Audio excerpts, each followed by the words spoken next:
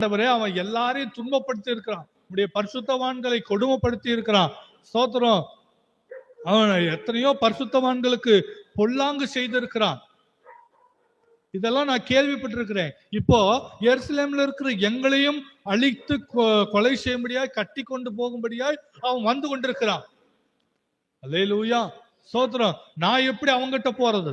என்ன புடிச்சிருவானோ அப்படின்னு சொல்லி அவன் கேட்கிறான். அப்பதான் ஆண்டவர் சொல்றாரு, அவனை வச்சிருக்கிற திட்டம், அவனை குறித்து வைத்திருக்கிற திட்டம் வேற. ஆனால் நான் அவனை குறித்து வைத்திருக்கிற திட்டம் என்னன்னு ஆண்டவர் அங்க சொல்றாரு பாருங்க, வாசிங்க. அதற்கு கர்த்தர், நீ போ, அவன் புறஜாதிகளுக்கும் ராஜாக்களுக்கும் இஸ்ரவேல் புத்திரருக்கும், பாருங்க, இஸ்ரவேல் புத்திரருக்கும் என்னுடைய நாமத்தை அறிவிக்கிறதற்காக நான் தெரிந்து கொண்ட பாத்திரமாயிருக்கிறான். அல்லேலூயா, கர்த்தரால் தெரிந்து கொண்ட பாத்திரம் அவன். ஆமே, ஸ்தோத்திரம். அநேகரை, ஸ்தோத்திரம், புறஜாதிகளுக்கும் ராஜாக்களுக்கும் இஸ்ரவேல் புத்திரருக்கும் அவருடைய நாமத்தை அறிக்கையிடுகிறவனாய், அறிவிக்கிறவனாய் கர்த்தர் அவனை தெரிந்து கொண்டிருக்கிறார். அவனுடைய நோக்கம் என்ன? எருசலேமுக்கு போனா அங்க இருக்கிற ஜனங்களை கட்டி தூக்கிட்டு வரணும், பரிசுத்தவான்களை.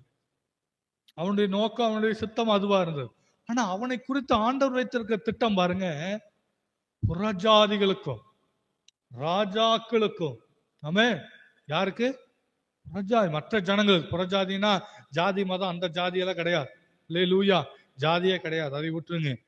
புறஜாதி அதாவது மற்ற பிற ஜனங்கள். புறஜாதினா பிற ஜனங்கள்னு அர்த்தம். புறஜாதினா மற்ற ஜாதி, கீழ் ஜாதி, மேல் ஜாதின்னு கிடையாது. ஆமே, அது அர்த்தம் அல்ல.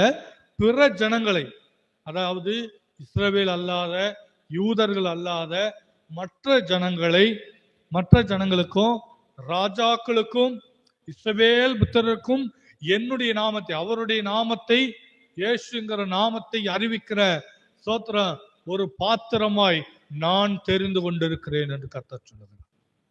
அல்லேலூயா. பவுலை இவ்விதமாய் தான் கர்த்தர் தெரிந்து கொண்டார். ஆம் அன்புக்குரியவர்களே,